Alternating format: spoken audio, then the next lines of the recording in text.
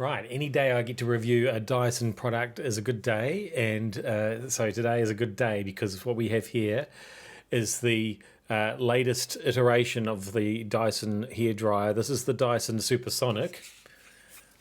Put it around that way so the Dyson name is up the right way. It is the Dyson Supersonic R.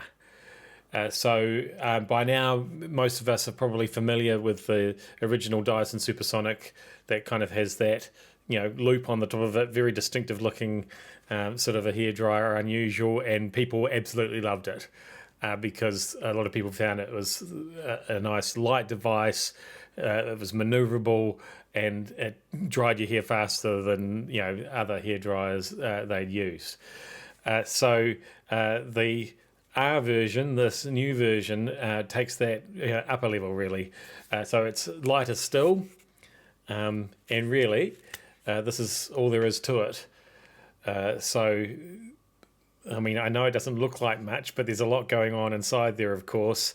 We've got Dyson's incredible motor technology going on inside, and once again they've paid special attention to exactly what temperature is the best temperature for styling here and gives you complete control over all of that.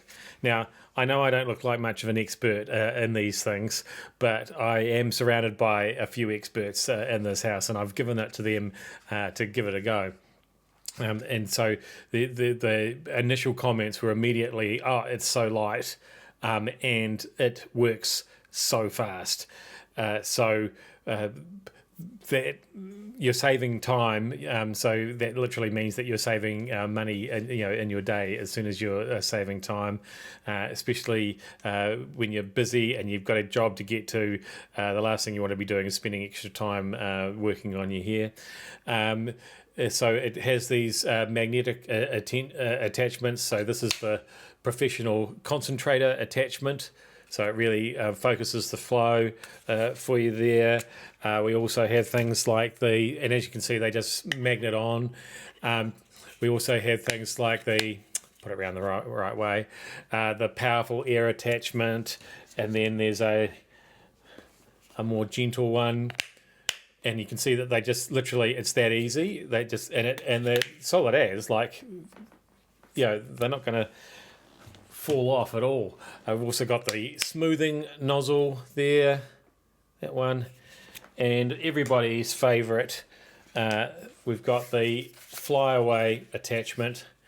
And what this does is it uses the Coanda effect and I think I've demonstrated this before. When you get those annoying staticky flyaway bits of hair, mine flew away completely. If only I had this. Yes, the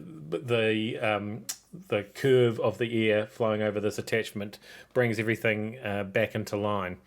And because you're not overheating your hair, there's less damage to your hair, and it also means shinier hair because the lower the heat that you can dry your hair with, the shinier it stays. Also, doesn't mean you're less likely to dry out your scalp as well. So you've got all of that going on in this much smaller and lighter device. I mean, the Dyson design comes all the way through to things like the filter on the bottom here. That just, I'll show you, that just clicks off like that. Now, how many hair dryers have you used in the past where it's all gunged up with hair and gunge at the back of it and you can't get it off and it's a major, and then your hair dryer ends up overheating and you have to go out and buy a new hair dryer? Well, that's easy as to clear that filter out of the way, as you can see. As you can tell, I'm a guy who's been put in charge of that clean up the filter job before. Let's just put this back on for now. There are some interesting things. So you've got this nice long cord, which is great because, as I say, you've got not lots of maneuverability, and you don't want to, be restricted by where you've had to plug the Supersonic R in. But I feel like this plug is the biggest plug Dyson's put on a product yet. It's massive, this plug. And so I'm assuming that the reason that this cord is quite thick is because they've put some of the stuff that would normally go in the hairdryer itself back here in the plug. I'm only assuming that's the case. It's the only reason I can think of for this plug to be so enormous. So yeah, that might be a little bit annoying if you're trying to fit it in with a bunch of other plugs on a multi-board or something like that. But yeah, that's just a small little detail as far as I'm concerned.